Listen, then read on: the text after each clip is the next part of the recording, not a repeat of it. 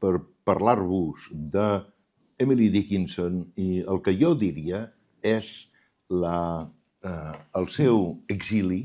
Per mi l'exili es divideix en dos grans camps. L'exili involuntari, és a dir, per unes raons o altres, per religió, per ètnia, per nacionalitat, per ideologia, per política, per economia, hi ha moltes raons. Tu et veus obligat a marxar del lloc, diguem-ne, que és el teu en aquest món, el teu locus standi. I després, per mi, hi ha una altra forma, un altre gran camp d'exili, que és on vas a parar amb aquesta segona part, amb aquests tres personatges, que és l'exili voluntari. Algú que decideix o marxar o retirar-se. I aleshores, per mi, aquest exili interior, que has descrit molt bé, és un d'aquests fenòmens d'exili voluntari. I Emily Dickinson sabia perfectament què és el que feia i per què ho feia. Això és. I va ser una cosa progressiva d'anar a poc retirant-se del món. Primer es retira del país, és a dir, no va més enllà dels paràmetres del seu poble natal, Amherst. Després es retira d'Amherst i no surt del que són els paràmetres de casa seva, el jardí inclòs. Era una molt aficionada a la botànica, per tant, el jardí, que era un senyor jardí, i si visiteu mai la casa us deixen passejar pel jardí i veieu el lloc on ella mimava les seves plantetes, juntament amb la seva germana Lavínia. Després es retira d'aquí cap a la casa i circula per tota la casa. Era una excel·lent cuinera. El seu pare deia que ell no volia tastar cap altre pa que no fos pastat per la seva filla i no volia cap mena de pastisseria que no fos cuit per la seva filla. Amb el qual la senyora cada dia tenim manuscrits tacats de farina i tacats d'oli de la bona senyora que estava a la cuina i ping, li venia un vers o un adjectiu o una imatge o el que fos i l'apuntava allà amb els dits completament enfarinats. Després fa l'última retirada, que és que dins de casa seva pràcticament no surt de la seva habitació. I si surt de nit, quan els altres estan dormint, i aleshores va al pis de baix, al saló, i allà estén els papers i treballa fins a la matinada. I aleshores és allò progressiu. El país, la ciutat, la casa, el dormitori. Així és. Però progressiu i voluntari. Jo n'estic plenament convençut per molts romanços que envolten aquesta qüestió. Aleshores, comencem pel començament, que són dues manies que té la nostra cultura i que van aparèixer en el Renaixement, malauradament, i que d'una manera persistent encara són amb nosaltres. Són dos conceptes. Un es diu la fal·làcia biogràfica, que és un concepte que es va encunyar als anys 20 del segle passat. I després hi ha una altra, que és la fal·làcia d'intenció, que es va encunyar el terme el 1946. Aleshores, què vol dir la fal·làcia biogràfica? Vol dir que hi ha una justa correspondència entre l'obra d'un autor i la seva vida. Per tant, el que tu necessites per saber entendre l'obra d'un autor o d'una autora es troba en la seva biografia personal. Allà trobaràs totes les pistes, totes les claus, etc. I la correspondència és justa i no cal buscar res més. La biografia ho té tot.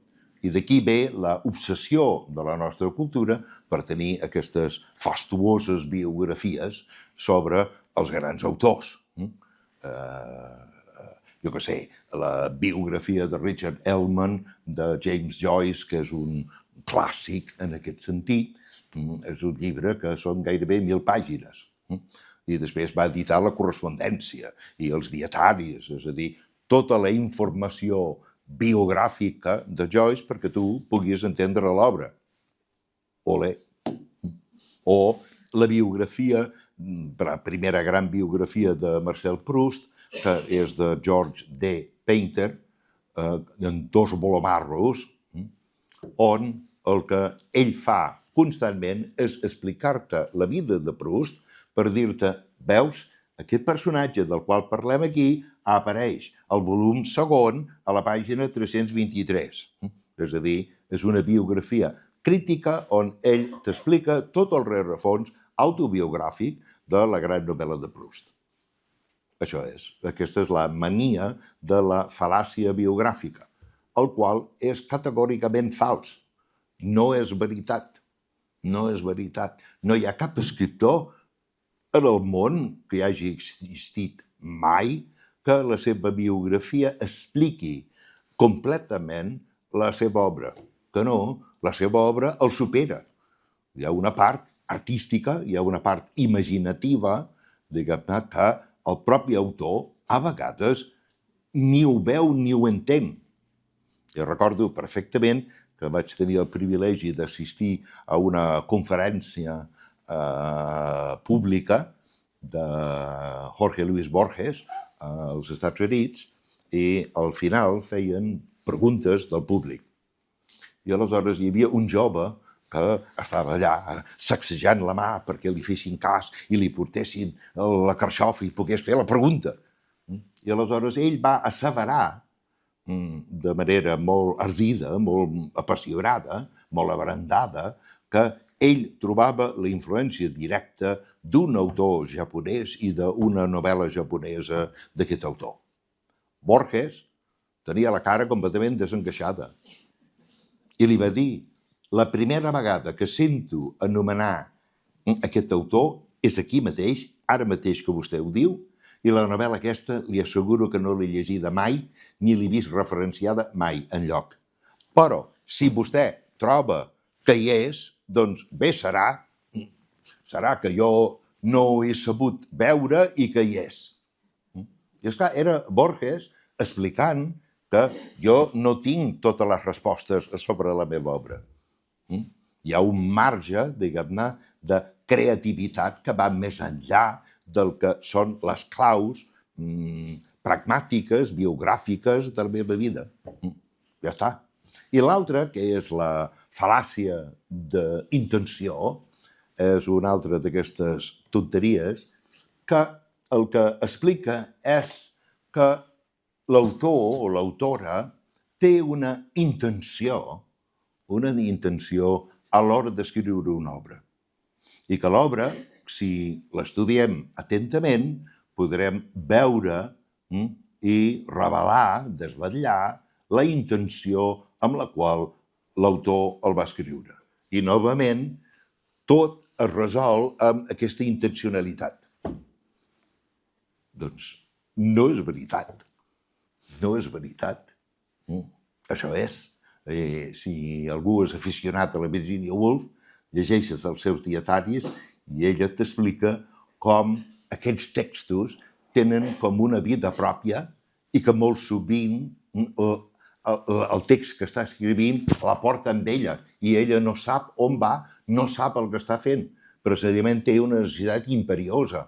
Esclar, això va totalment en contra d'aquest concepte de la intencionalitat de l'obra. Això és. Aleshores, fixem-nos bé en aquesta fal·làcia biogràfica que neix, com dic, en el Renaixement. La primera gran mostra és la vida dels artistes de Giorgio Vasari, pintor ell, i aleshores fa tot un compendi de petites biografies que, per cert, és, diguem-ne, el forn on es van coure els homenots de Josep Pla. Era el seu mestre en la biografia breu dels homenots i els retrats de passaport i aquestes coses que feia. Aleshores, Vasari està claríssim que ell és un dels fundadors de la fal·làcia biogràfica, perquè està fent les biografies dels grans artistes del Renaixement perquè tu entenguis millor la seva obra. Apa.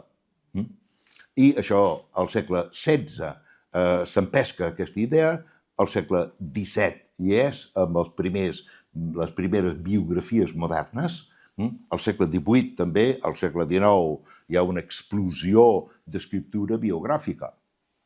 Això és. I fixem-nos com a vegades és una cosa completament absurda, com és el cas, per exemple, de la senyora Elizabeth Gaskell, que fa la primera gran biografia de les germanes Bronte, centrat en la vida i l'obra de la seva gran amiga, que era la Charlotte Bronte. Aleshores, durant anys i panys, tothom es basava en aquesta biografia, amb la fal·làcia biogràfica, per interpretar l'obra. I ella és la que va crear aquesta història rocambolesca de que el pare Bronte, Patrick Bronte, maltractava les seves filles i que les matava de gana, que les torturava, que no sé què. I com arriba Elizabeth Gaskell aquí?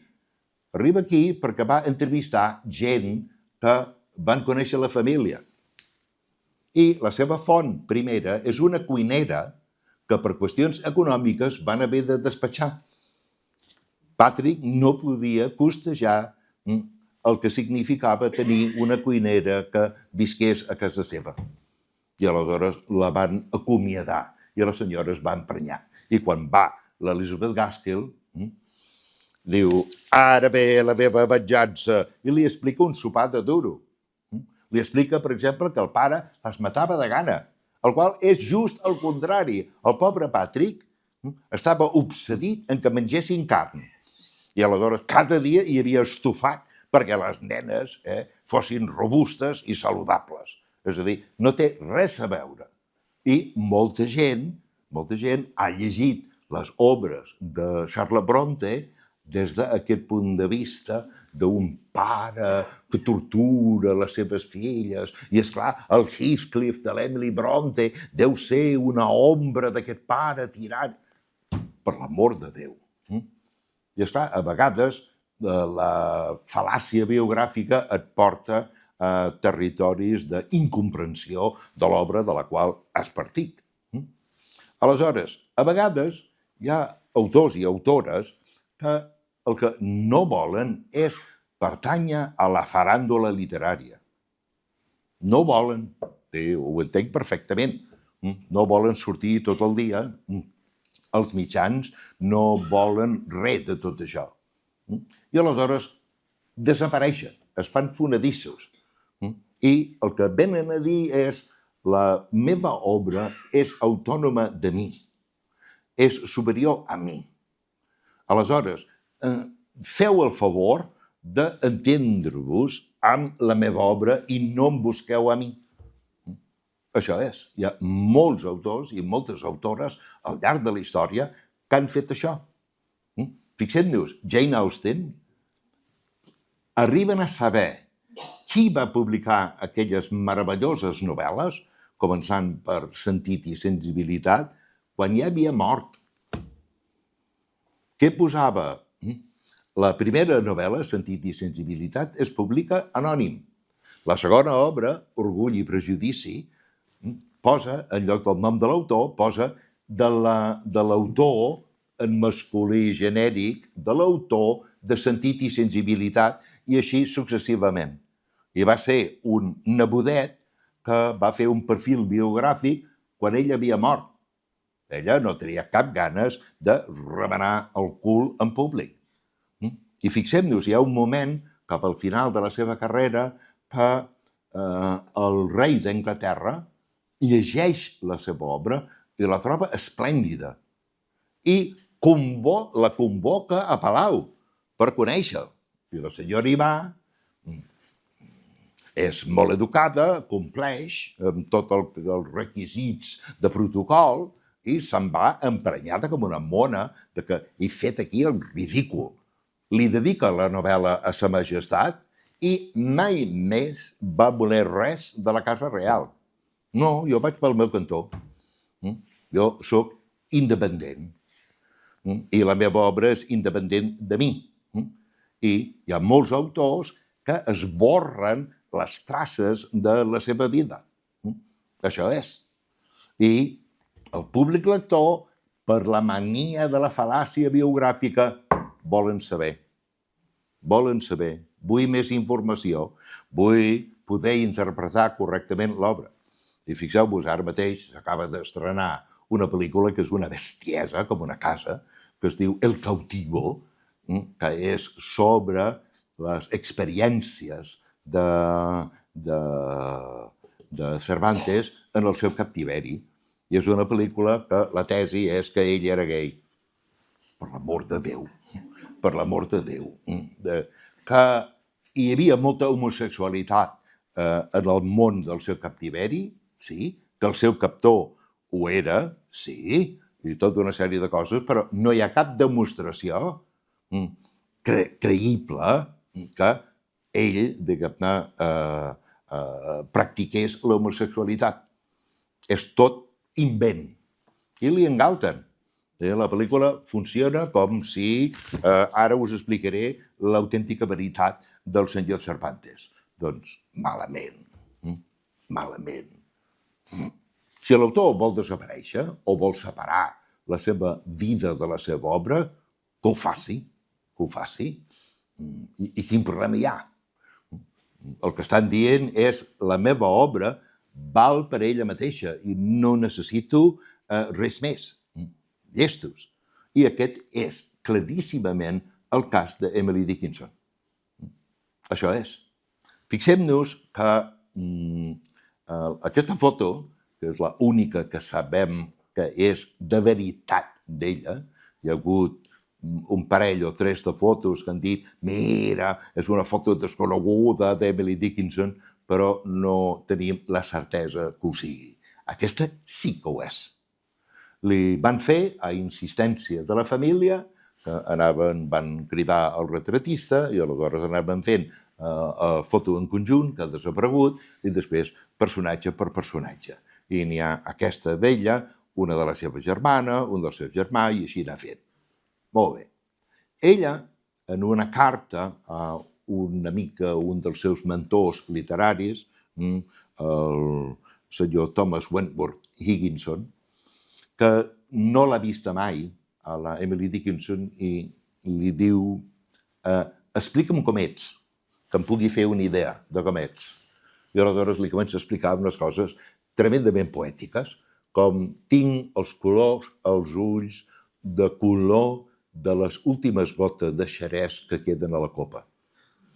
I allò que dius, ole, tia, t'has marcat aquí un farol important, bla, bla, bla. I diu, m'han fet un daguerreotip, que és aquest, que trobo horrible i no me'n faré cap més. I per Déu que va complir la paraula. No tenim cap més imatge d'Emily Dickinson, veràs que no sigui aquesta, i les coses que ella, les descripcions que podem trobar a la seva magnífica correspondència. Per tant, aquesta separació entre vida i obra d'ella és una separació molt severa i molt rigorosa. Aleshores, què passa? El públic lector, que està viciat amb el rotllo aquest de la fal·làcia biogràfica, si no la troben i parteixen de la biografia per interpretar l'obra, fan a l'inrevés. Fan a l'inrevés. Llegeixen l'obra i aleshores fan càbales de quina vida correspon a l'obra. I així nosaltres tenim aquesta imatge absolutament horrible d'Emily Dickinson. Si era mística, si era lesbiana, que si tenia un pare tirànic que la castigava, si era bipolar, si era epilèptica, si era una tia solitària, si era una reclusa, si estava boja, si era un geni, si era una tia impulsiva i escrivia, diguem-ne, que li sonava la flauta. No hi ha cap d'aquests descriptors que corresponguin a la persona que va ser Emily Dickinson. És així, és així.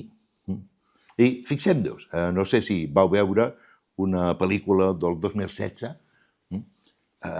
que es deia Una passió tranquil·la, A Quiet Passion, que és una suposada biopic de la vida d'Emily Dickinson. I l'única cosa que la pel·lícula val la pena és la recitació dels poemes. Això l'actriu, la senyora Nixon, ho fa de meravella.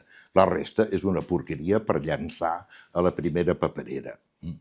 I l'escena d'entrada és una mentida total i absoluta que no correspon a cap veritat biogràfica. Segons explica la pel·lícula, ella està a la universitat com a alumna i criden el pare perquè la fan fora per una tia, diguem-ne, revoltada.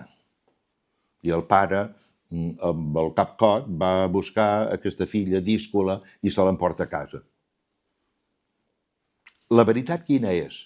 La veritat és que els anys d'estudi eren 4, ella havia complert un, començava el segon i li escriu una carta al pare i diu vine-me a buscar.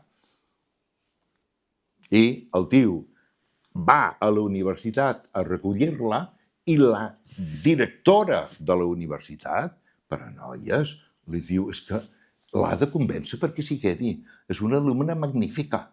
Això sí, és molt ella i va molt a la seva bola, però és estupenda. És molt intel·ligent, és molt aplicada, és molt bona companya, és molt disciplinada, és molt neta, parla bé, és molt educada, bla, bla, bla, bla, bla. Vostè l'ha de convèncer perquè s'hi quedi. El pare parla amb ella i ella diu no, me'n vaig. Jo ja tinc el que volia. Per tant, jo no penso estar aquí 2 anys i mig més. Fora. I el tio... El que diu ella mana, doncs me l'emporto. Fixeu-vos, la pel·lícula és just al contrari el que ells expliquen. I t'ho passen com si fos veritat. No és veritat, és just la veritat, és al revés. I en el cas d'ella passa constantment que la gent, per la necessitat de tenir aquesta vida que ens explica l'obra, inventen des de l'obra la vida. I això no és. Per exemple, aquesta idea de que és una geni inspirada, espontaneista, que toca la flauta perquè li sona. Quan tu mires Emily Dickinson, trobes que era una senyora, per la seva època, molt ben formada. El seu pare tenia obsessió perquè els fills tinguessin educació i no feia cap distinció entre fill o filla. Això sí, la societat sí que en feia, i aleshores separava les dones dels homes, però ell va permetre que ella tingués accés a la millor educació possible per una dona en aquella època. I és una senyora que tenia, si sumem els diferents llocs on va estudiar, l'escola primària, després el batxiller i després el nivell universitari, la senyora tenia formació en filosofia, psicologia, geologia, llatí, botànica, astronomia, química, història, àlgebra, lògica, fisiologia. No està mal. I per això crida el pare i diu ja tinc el que necessito, treu-me d'aquí. Ja estic formada fins a la meva absoluta satisfacció. Això és. La bona senyora la tenen com una reclusa, que no sé què, que aquí, que allà. Al principi de la seva vida no era així. Era una noia com totes les altres, amb un caràcter, això sí, tothom ho diu, però fixeu-vos, ella sortia de casa cada dia a passejar per Amherst i els entorns, i el seu pare estava tan preocupat que una nena sola anés per aquests barals sense cap acompanyant, que li va regalar un gos. Li va regalar un mastí dels Pirineus, que ella, de fet, podia haver-se muntat a sobre del Carlo. I el Carlo era el company d'Emily en totes les seves grans passejades pel món. Això és. És una senyora que havia anat a Boston diverses vegades perquè tenia parents i qualsevol qüestió mèdica o així de més importància anaven a Boston. El seu pare va ser membre del Congrés dels Estats Units a Washington i aleshores va convidar la família a passar una estona i van fer un viatge recorrent els grans llocs de la història americana a Washington, tal i que qual, després a Filadèlfia, etc. I ella, al final, ja n'hi ha prou. Ja n'hi ha prou. Ja he vist el que jo necessitava veure del món. Això és.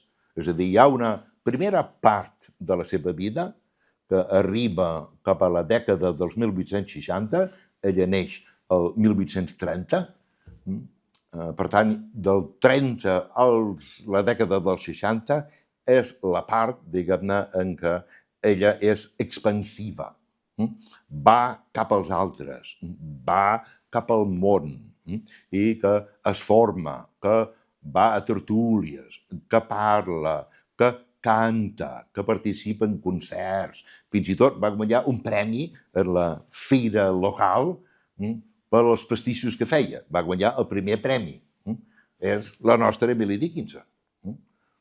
Això és, cap problema. Li encantava la música, el seu pare li va comprar un piano per tota la família i qui tocava el piano era ella, feien ballades musicals a casa seva que ella tocava el piano, sabem perfectament que tenia un cançoner que va anar recopilant les partitures i el va fer enquadernar cap al 1850-1852, és a dir, parlava amb la gent, anava a la famosa Amherst Academy, on hi havia molt de nivell intel·lectual, hi havia molts de debats, moltes tertúlies, ella participava, anava a conferències, interlocutava amb la gent en aquesta part, aquest tram de la seva vida, que és els primers 30 anys aproximadament, ella és expansiva. Després ve el segon tram de la seva vida, que és a partir dels 1860, que ella comença a tancar capítols de la seva vida. De manera gradual, com dic, i en una carta, per exemple, de 1869, al final de la dècada dels 60, ella diu: no vaig més enllà del terreny de mon pare cap a cap altra casa ni cap altre poble. I ho declara en una carta. Volen dir, ja estem en ple procés de que em retiro del món. Per què es retira del món? Es retira del món en primera instància, clarament, perquè la seva obra comença a ser una empresa d'ambició, d'envergadura, de nivell. En aquella època, les dones com ella, que tenien educació, se sabia que havien de saber cantar, havien de saber tocar el piano, havien de saber ballar, havien de saber recitar, havien de saber escriure.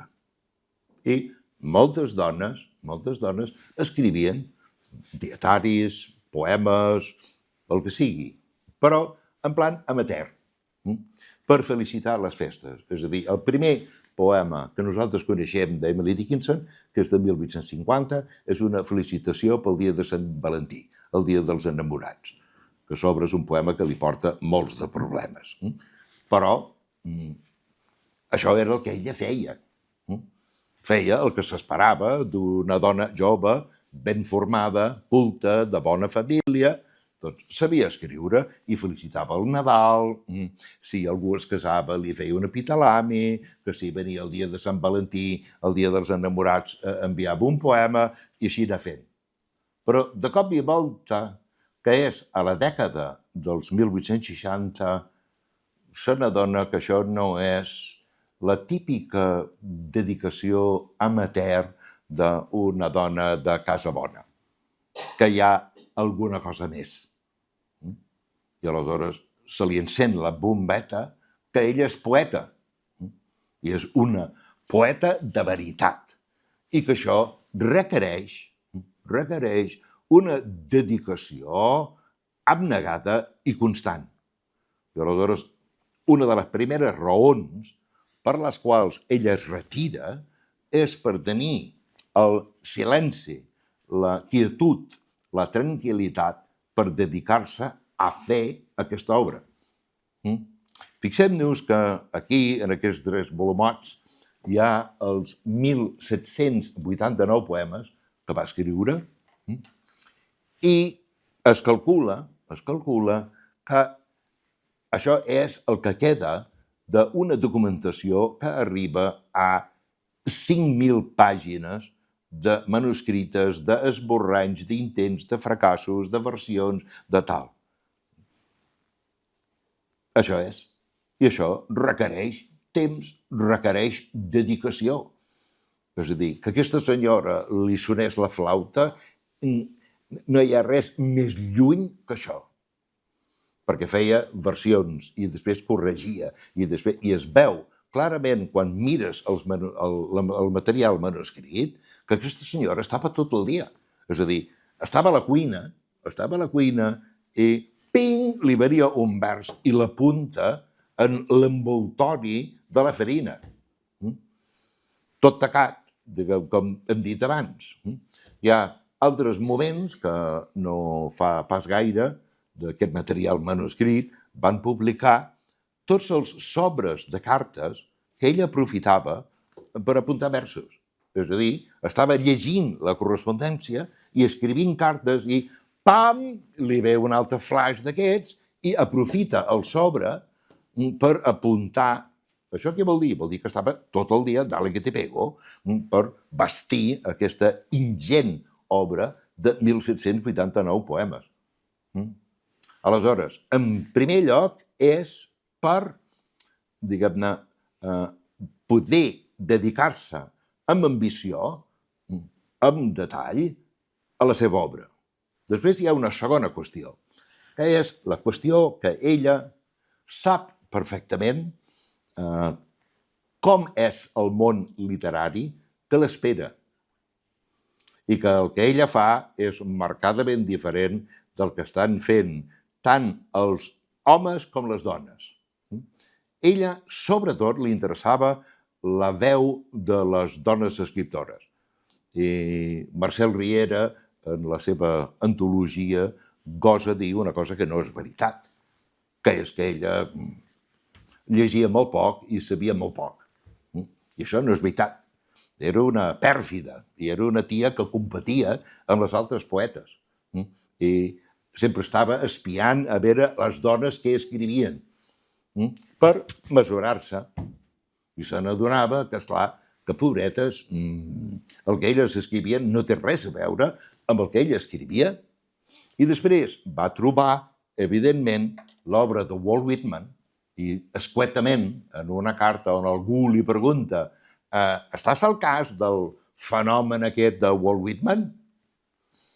I ella diu «Sí, estic al cas, però no és per a mi». Com volem dir, jo, aquesta cosa messiànica, profètica, expansiva, que crida, no és la manera que jo tinc d'enfocar la poesia.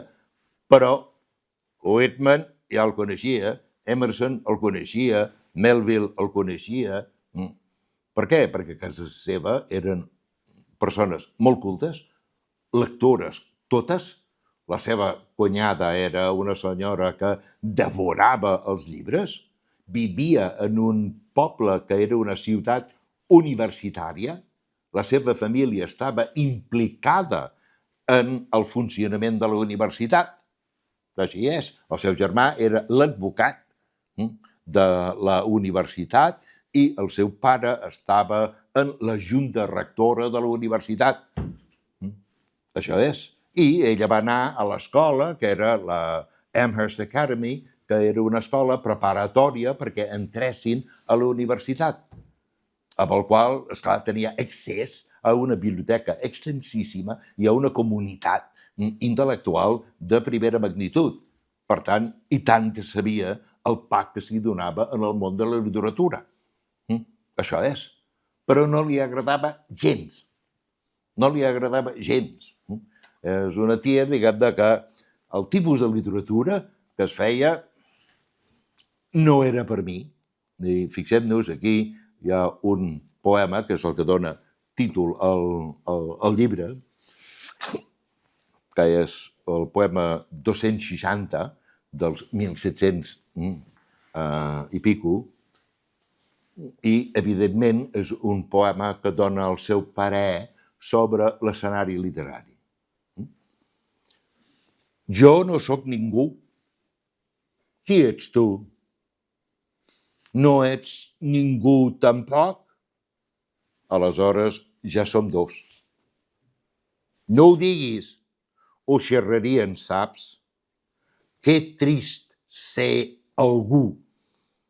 Que públic, com una granota, dir el teu nom tot el sant mes de juny a un pantà que et reverencia.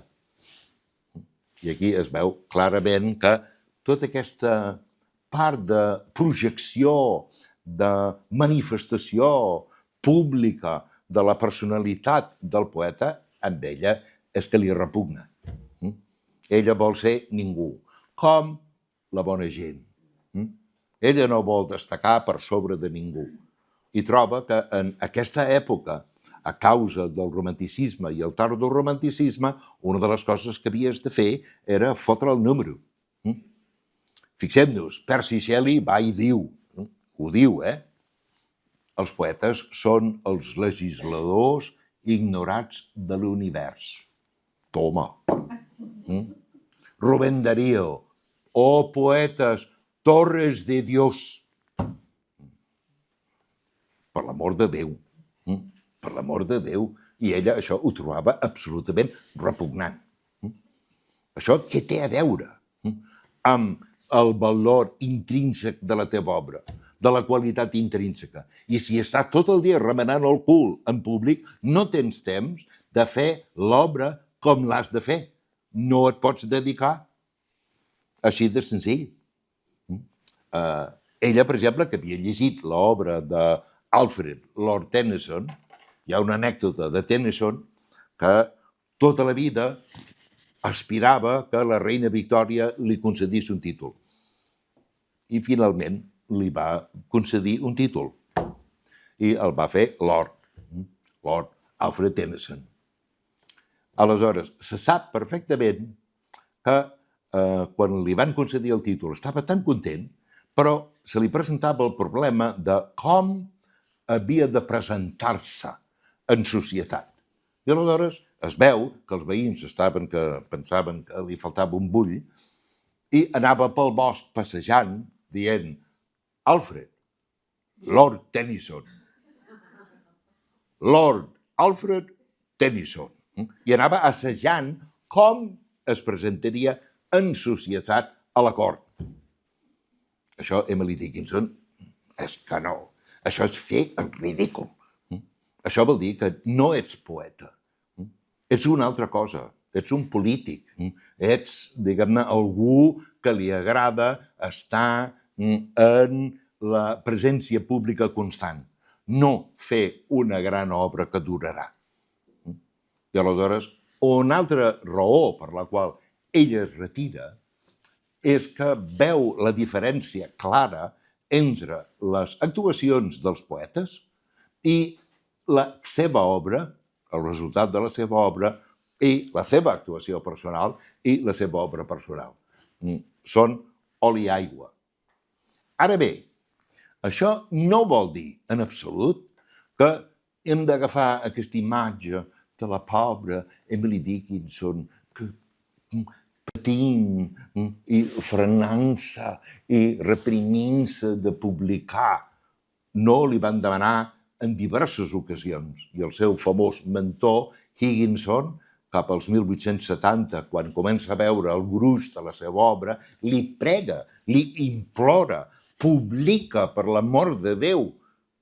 I ella, passando que escriu Dios, això és, perquè jo necessito fer la meva obra sense cap mena de servitud, en llibertat absoluta. I pel que jo veig del panorama literari, hi ha comptades excepcions de dones que m'agrada el que escriuen. Quines són? Per ordre, la Emily Bronte. I Emily Bronte, què va fer? La tia va fer la seva obra absolutament en solitari. Absolutament en solitari.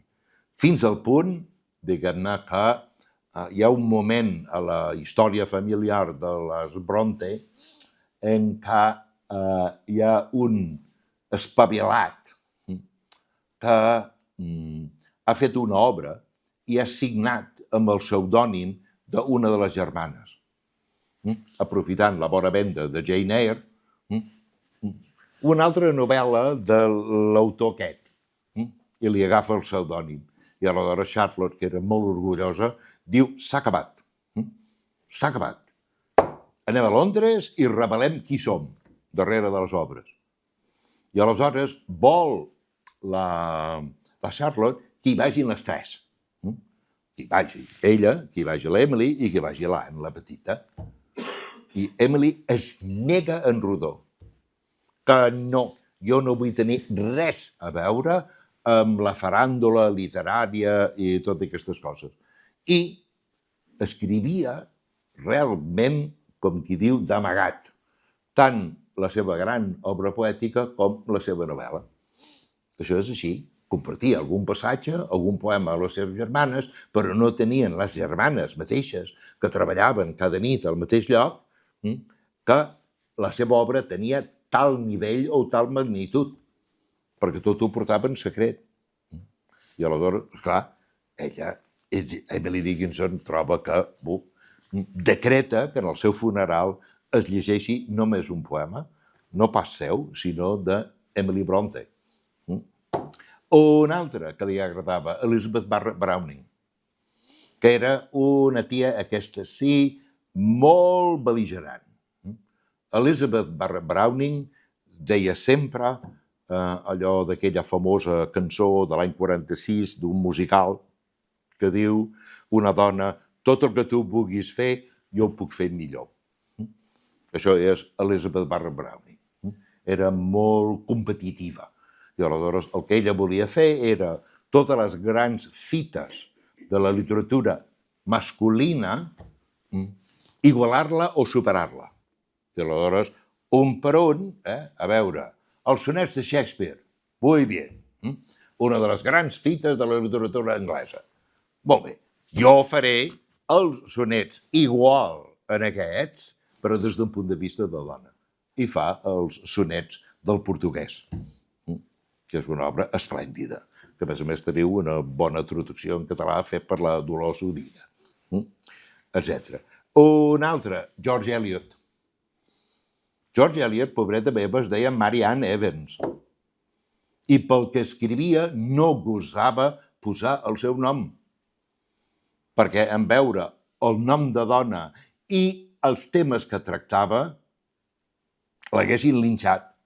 I li va costar molt ocupar el lloc que li tocava en el món literari. Com Víctor Català. És la mateixa història. I aleshores, clar, les meves tres heroïnes, una escriu, com deia Foix, al Fos de l'Hostal. I si arriba el públic lector, bé, i si no, què hi farem? L'altra, que ha d'estar tot el dia en plan de pugilista i allò barallant-se per fer espai.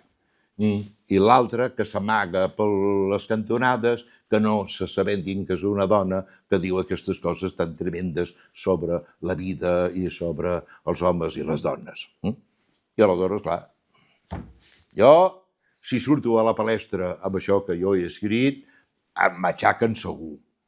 Per tant, ja faré la meva obra tranquil·lament jo i s'ha acabat i així ningú podrà dir res. L'he fet en total llibertat per satisfer les meves exigències. Aleshores, tota aquesta qüestió de la retirada gradual, evidentment té a veure també en el sentit de protegir-se, de defensar-se. Ella tenia por de manifestar-se en públic. Està claríssim que la maltractessin o no entenguessin l'obra, etc. I es vol protegir. Després hi ha una altra qüestió que li passa conforme la seva obra va creixent i va satisfent les seves exigències, que és, evidentment, sobretot la dècada dels 1860, la dècada dels 1870. Ella està fent, moltes vegades, si mirem el timing, la tia està fent 6 i 7 obres mestres en una tarda. Vull dir, és que s'està realment la tia a la cresta de la onada.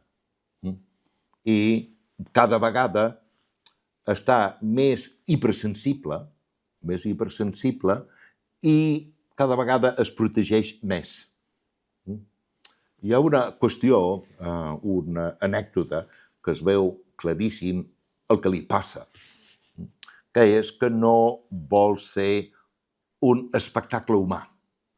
Ella era molt melòmana, tocava el piano, sabia de música, tenia educació musical, havia anat a molts concerts, etc. Feien ballades musicals a casa seva i l'últim temps de la seva vida la seva família continuava fent les ballades, però ella no participava, sinó que estava en una habitació al costat, amb la porta entreoberta, ella sola.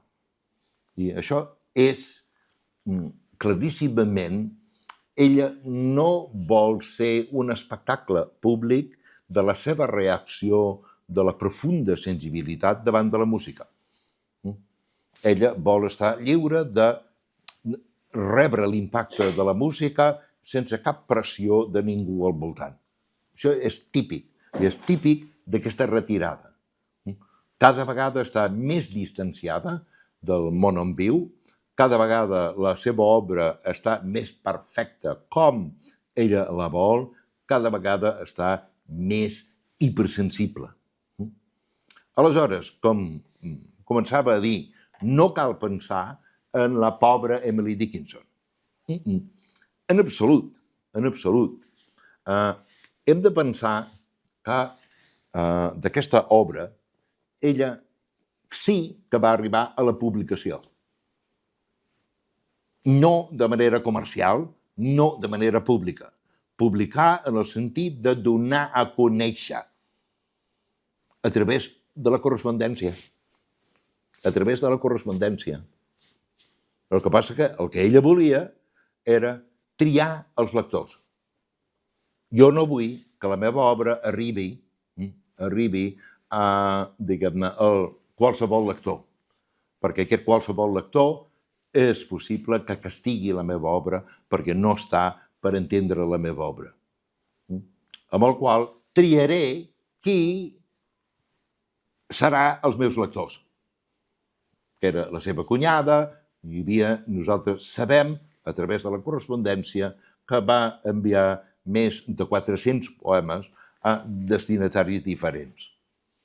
I a sobre, pobre de tu, que la teva resposta era allò típic que no saps què dir, de m'ha agradat molt.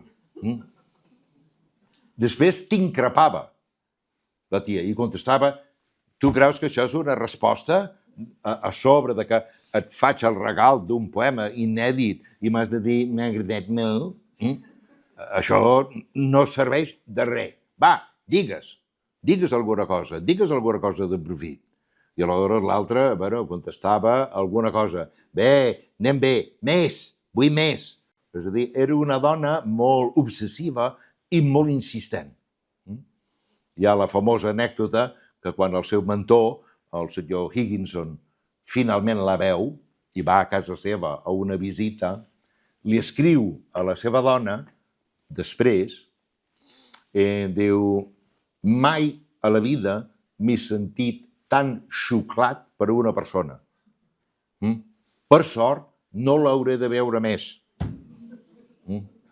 És a dir, de la intensitat que gastava, perquè ell era una persona molt ben situada en el món literari, com a crític, que tallava el bacallà a l'època, ell el respectava, etc., i les seves opinions fins a un cert punt, i està clar que el tio li va demanar vine a Boston a veure'm. I ella va dir, no, jo estic a les meves coses i ja veuràs. I aleshores ell demana permís, puc venir? Sí, pot venir, serà molt benvingut. I esclar, ella tenir a la seva disposició una tarda sencera un senyor que respecta del món literari, esclar que el va xuclar. I tant que sí, què havia de fer? I el tio, realment, a la dona li escriu i la dona li contesta, vols dir que aquesta senyora està bé del cap? Per la intensitat que ell descrivia, que no havia experimentat mai. Això és. Per tant, allò, la pobra Emily Dickinson, no. A través de les cartes fa conèixer la seva obra poètica controlant l'accés dels lectors, per tant, sí que publica en edició privada, diguem, i ho fa conèixer a qui li interessa. Això és. I hi ha un debat o hi ha un diàleg. També és veritat que hi ha un altre element que pesa, que és, diguem-ne, el món que li va tocar de viure. És a dir, just en el moment en què ella s'està posant les piles poèticament, a la dècada dels 1860, té lloc la Guerra Civil dels Estats Units, del 1861 al 1865. O sigui, ella està a casa seva escrivint aquestes obres extraordinàries i el país s'està dessagnant i no s'hi val de dir el que han dit molta gent que ella no es va assabentar. Això no és veritat. A casa seva rebien 2 diaris, un de matí i un de tarda, que eren diaris de molta confiança intel·lectual i política, amb el qual ella estava al dia. 1. 2. Va perdre un nebot molt estimat a la guerra. Que és, aquí, el que comença a passar a Dickinson és, en cert moment de la seva vida, comença a acumular morts a l'esquena. I aquest és un altre motiu que l'aclapara. És a dir, aquestes morts tant personals com culturals, ella les viu amb molta intensitat i deixen molta marca. I aleshores aquest dol també és un dels elements que fa que ella es vagi retirant del món. Aquest dol per la pèrdua de persones com la seva mare o figures literàries com la George Eliot o la Emily Bronte. Ella viu aquestes morts, tant si són personals com si són culturals, com si fossin membres, en definitiva, de la família. De la família. Sense cap mena de dubte. Pobreta. Aleshores, aquí hi ha una altra peça en aquesta tria que vaig fer, que m'agrada especialment, perquè crec que retrata molt bé el nostre personatge i la seva percepció del món que l'envoltava i que explica aquesta retirada. Perquè, esclar, conforme s'expressava més a través de la seva obra i es definia més a través de l'obra, més gran era el desencontre amb el seu entorn i més se li disparava l'alarma de que vigila el que fas i vigila el que dius, que no tinguis problemes. I aquest poema ho diu perfectament, perfectament. És el 620, per tant ja estem en l'època de la fase major de la seva obra, i diu: molta follia és saviesa divina per a un ull que sap distingir. Molta saviesa, follia absoluta. És la majoria en això, com en tot, qui predomina. Assenteix i seràs assenyat. Oposa-t'hi, et consideraran perillós de seguida i actuaran amb cadena, fatejant-te amb una cadena. I aquí es veu perfectament. Es veu perfectament. Tot això de la democràcia i les majories i tot això, a ella no li agrada aquest annivellament del personal, perquè no representa la pluralitat, la riquesa de la condició humana. Per això diu, és la majoria en això, com en tot, qui predomina. A tot arreu és la majoria, la majoria, la majoria.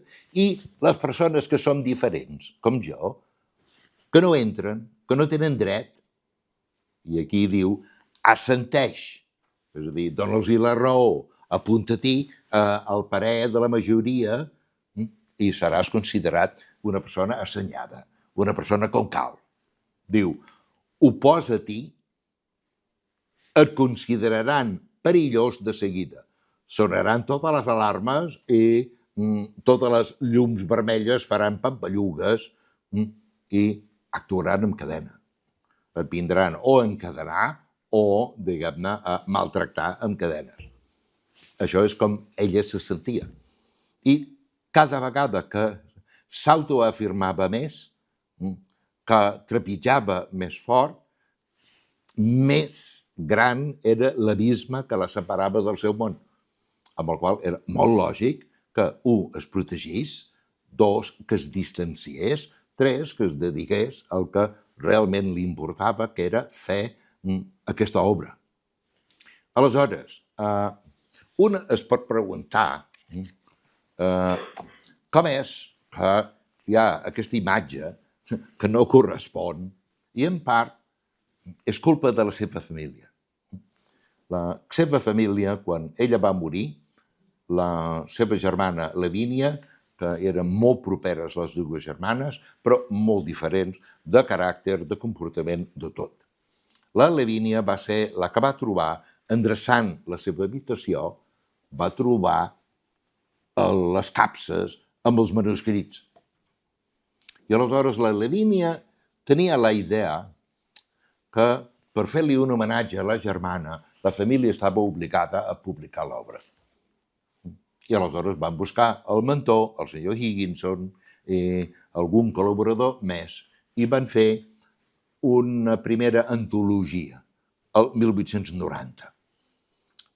I, evidentment, tant Higginson com la família, en el pròleg, van intentar, d'alguna manera, prevenir el públic lector davant de trobar una obra que no encaixava gens amb l'estètica de l'època. I, a més, el senyor Higginson, que Déu no l'hagi perdonat, va intervenir en els manuscrits d'ella per, diguem-ne, solucionar aquesta abruptesa estilística que ella gastava. És a dir, va passar el ribot sobre els poemes perquè fossin, diguem-ne, més canònics. I fan un pròleg. Una part el senyor Higginson, que avalua l'obra, i una part la família. I aleshores tots dos fan un captatio. És a dir, ara vostès llegiran una mostra de l'obra de la nostra germana, tal, no sé què, i veuran que és una mica especial ella. I aleshores comencen a disculpar-la per prevenir el lector perquè es trobarà amb una cosa com no ha vist mai. Amb la idea de que aquest llibre segurament ens el tiraran pel cap, perquè és una cosa tan diferent del que es fa i s'ha fet. Publiquen el llibre el 1890, el mes d'octubre, i el llibre és un èxit. Un èxit brutal. En 4 dies no queda ni un exemplar. Per què? Perquè ella connectava, era 1890, connectava amb una generació jove que estava ja començant a cansar-se de la poesia tardo-romàntica i tardo-victoriana i volien una altra cosa.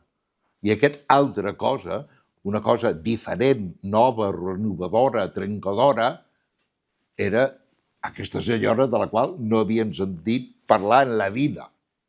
I fixem-nos, és tan així que les crítiques són molt favorables i el llibre es ven que no queda ni un exemplar i aleshores la pressió és tant que el 1891 en fan un segon volum, una segona antologia, i el 1896 un altre, per la insistència del públic, que van, diguem-ne, engolint l'obra de Dickinson i troben que això és el no va más.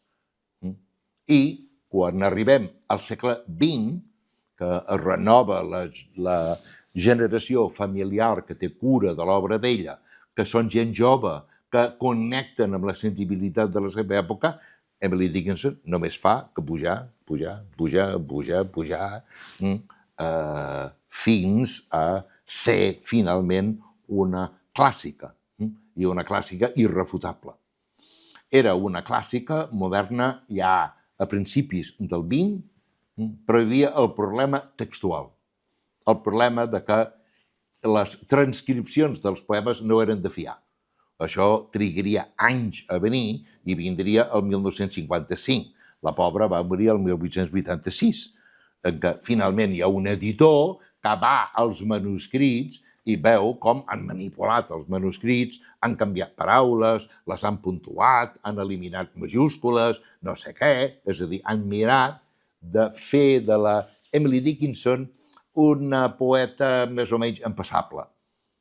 Aleshores, conforme es va renovant el text que representi escrupolosament la voluntat d'ella, ella va pujant encara més de valoració en el món literari, tant a nivell dels Estats Units, evidentment, com a nivell mundial.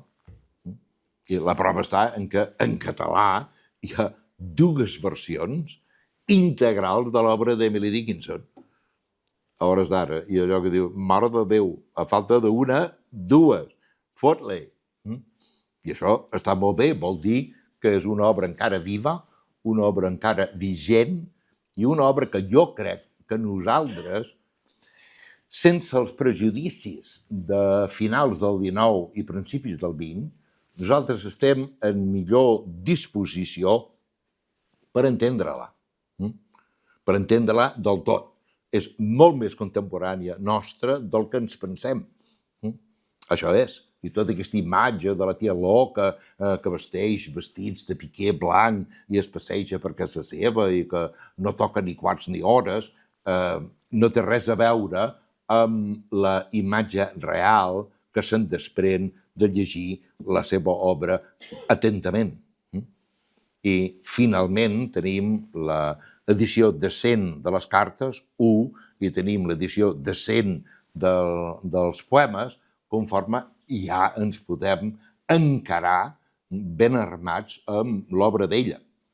Aleshores, tornant al principi, aquesta obra no seria el que és si ella no hagués pres aquesta determinació que per fer-la necessito aïllar-me, necessito distanciar-me del món perquè el món acabarà passant factura d'una manera o d'una altra, necessito controlar jo l'elaboració d'aquesta obra segons les meves exigències i no segons el que diu el món que és la poesia. Això és, té aquesta valentia, aquest coratge de fer-ho, i ho fa clarament conscient.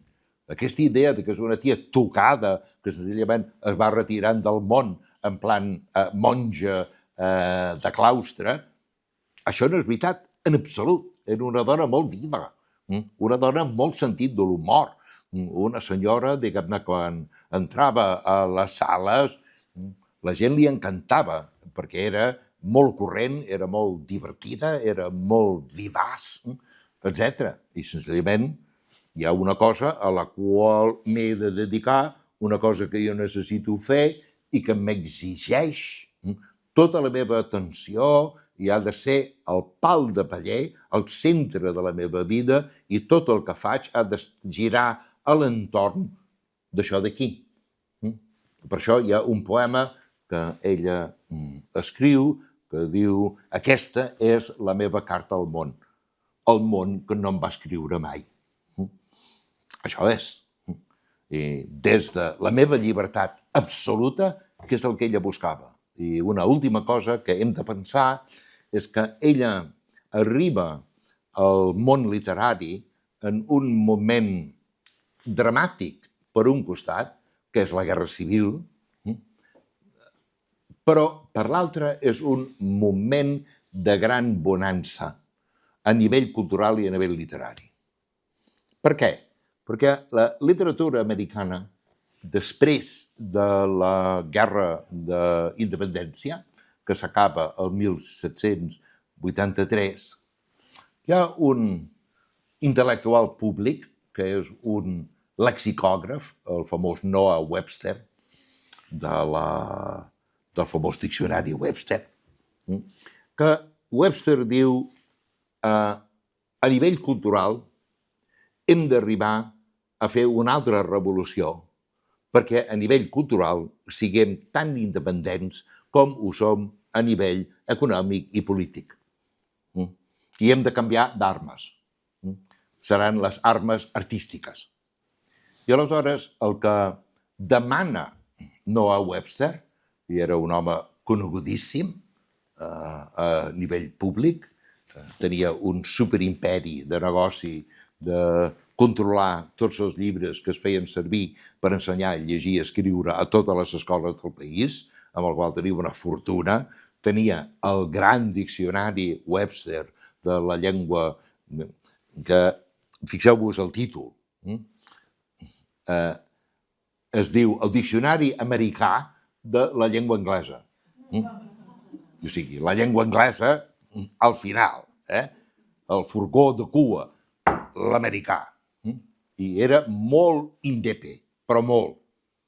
Aleshores, aquest home, amb aquesta insistència, crea realment una mena d'estat d'opinió que afecta la comunitat literària.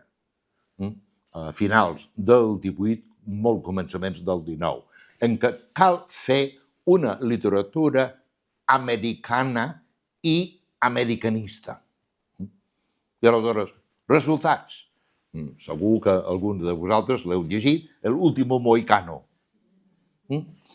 James Fenimore Cooper. Una gran obra literària i una obra que no podia haver escrit cap europeu, perquè la realitat que explica no hi havia mohicans, diguem-ne, a Europa, punto, amb el qual era tupitos a l'oli. I era una obra amb una ona expansiva. El pobre Franz Schubert s'estava morint, pobret meu, i va demanar que li llegissin les novel·les de Fenimore Cooper per calmar-lo i perquè pogués dormir, perquè trobava que eren esplèndides aquestes realitats que ell no viuria mai. Això és una literatura americana i americanista. La primera fase. Després arriba la segona fase, que és la que afecta la nostra estimada Emily, que és quan el senyor Ralph Waldo Emerson fa una conferència a la sacrosanta Universitat Harvard, que es diu The American Scholar, l'erudit americà. I ell s'està adreçant a una promoció de graduants de Harvard en filologia i en lletres i aquestes coses. Molt bé. Els hi diu de tot. Els hi diu de tot. Els hi diu que són ganduls, que són indolents, que no tenen cap sentit de creativitat, no tenen cap sentit de dedicació, no tenen cap sentit de passió, bla, bla, bla, bla, bla. I diu, amb una cultura així no anem enlloc. Així, sí, és la universitat d'elit, ens ho hem de fer mirar. Aleshores, què és el que està demanant Emerson? Està anant una passa més enllà que Webster. I està dient, volem una cultura americana, americanista, de nivell. Una literatura competitiva, que sigui tan bona com la literatura europea. Vinga, fem-ho. I esclar, si ens fixem en l'inici de la dècada dels 1850, es publiquen una quantitat d'obres mestres de la literatura americana, la Lletra Escarlata de Nathaniel Hawthorne, Moby Dick de Herman Melville, Walden de Henry David Thoreau. És brutal, que és el resultat de la crida d'Emerson, que ressona per tot el país de que volem una literatura americana, americanista i de qualitat. Doña Emília, recordem-ho, que entre molts altres il·lustres visitants que van passar pel menjador de casa seva va ser el senyor Ralph Waldo Emerson, que va anar a Amherst a fer una conferència i el van acollir a l'hora de sopar a casa dels Dickinson. És a dir, ella havia llegit Emerson, sabia perfectament com les gastava. Amb el qual, fixem-nos, ella, el seu primer poema és de 1850. La primera edició de les Fulles d'herba de Whitman és 1855. Tots dos, els grans poetes del XIX, estan responent davant de la crida d'Emerson. Apugeu el llistó. Competiu. Sigueu millor que els anglesos. I tant sa mal que ens tirin encara que no tinguem una tradició i siguem 4 colons. Deixa-ho córrer. Tu concentra't. I és el que fan aquests grans genis. Es concentren, es dediquen amb la idea de fer aquesta obra de nivell. I Emily Dickinson està aquí dins. Està aquí dins, absolutament. I a més, coneixia Hawthorne, coneixia Melville, coneixia Emerson, coneixia Thoreau a través dels seus escrits i en algun cas, gràcies a la seva família, fins i tot en persona. Amb el qual, més que mai, està justificat el jo em retiro per fer aquesta obra. Perquè necessito retirar-me. Si vosaltres veiéssiu la casa on Melville va escriure Moby Dick, Melville era un senyor que venia d'una certa bona família, va fer un casament amb una Peabody, amb el qual va pujar de nivell, era funcionari de l'Estat, d'aduanes, a Nova York, i vivia bé. Va buscar un casalot petit, escarransit, incòmode, al Quinto Pino de la part occidental de Massachusetts, va anar a escriure Moby Dick. I es va tancar allà de manera enderiada i obsessiva a fer la seva novel·la. I no es van assabentar de res del que passava al seu voltant perquè estava hiperconcentrat allà. Això és. Hawthorne era un semireclús igual.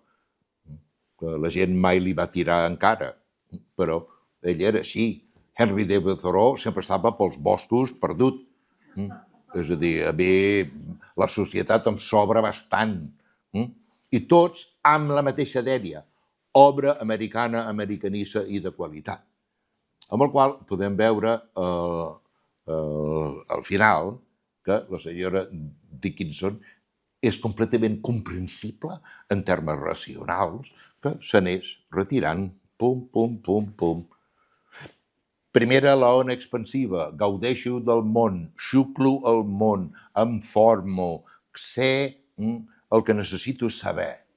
Ara em vaig retirant per tal de fer aquesta obra. I després hi ha elements diferents que van, d'alguna manera, reconfirmant aquesta retirada fins que arriba la retirada a ser total a la seva habitacioneta del segon pis de la residència familiar a Amherst. Però boja, no, bipolar, no, epilèptica, no, lesbiana, no, mística, no, etc, etc, etc. Una dona molt intel·ligent, una dona molt ben formada, una dona que tenia el suport incondicional de la seva família, la van deixar fer, la van deixar ser qui volia ser.